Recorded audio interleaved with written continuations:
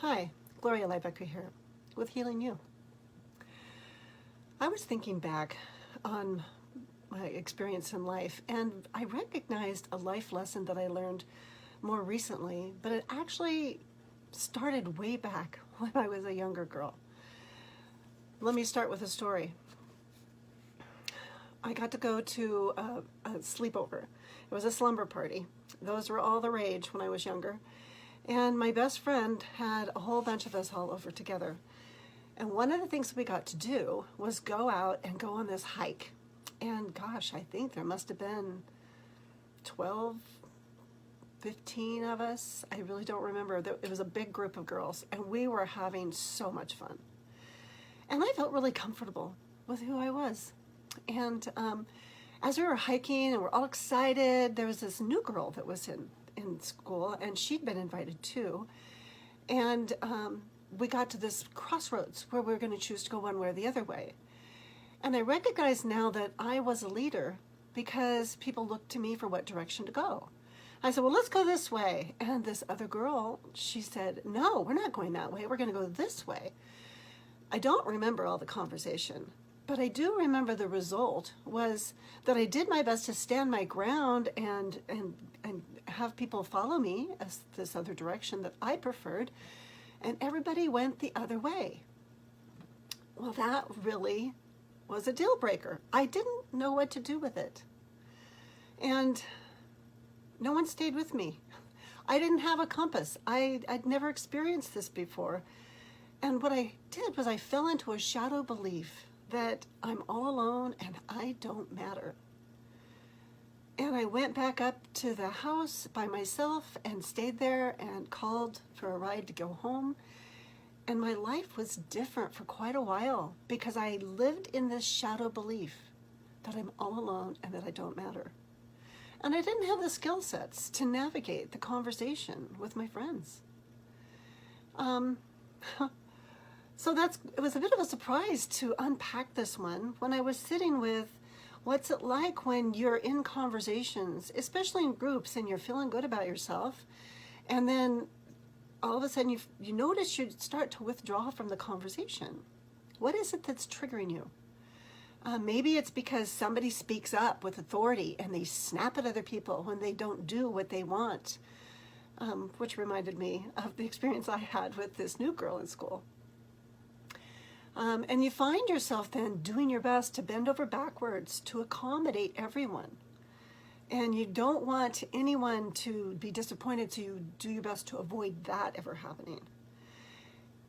And when they do get disappointed, then you find yourself apologizing and taking responsibility when it's not really your responsibility, but I wonder if you're just trying to stay away from how uncomfortable it feels to be so all alone. And so worried that it's going to affirm that you really don't matter if there's a conflict.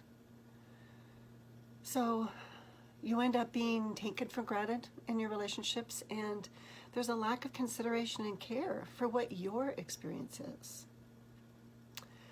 Well, on my life's journey, it's led me to discover my own answers. And it's been quite a journey. Sometimes there's been some peaks, and I've made some mountaintops, and other times I've gone really down low into some deep valleys.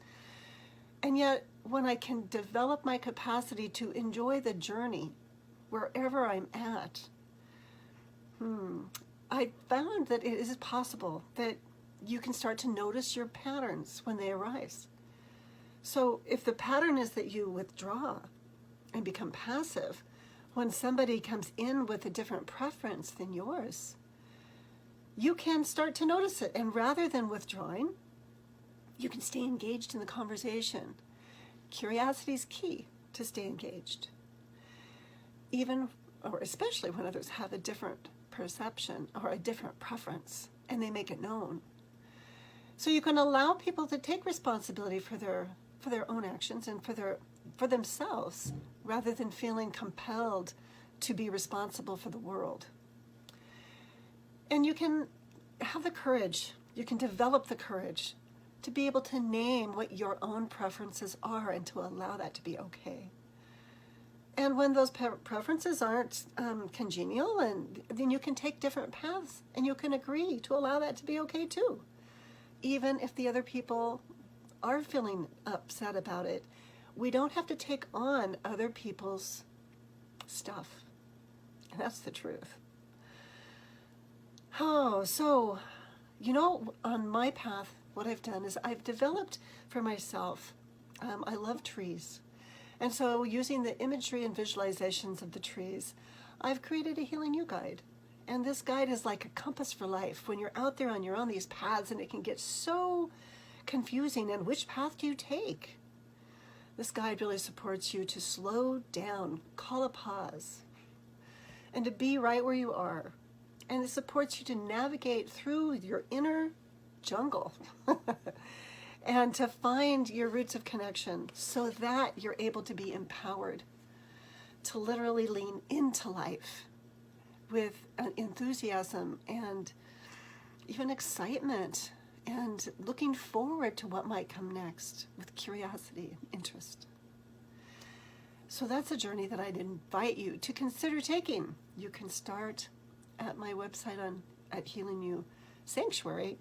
I've created an overview of this course. It's called the Healing You Intensive. And it's all about reclaiming those parts of ourself that we don't even realize they're running our behavior in the present moment.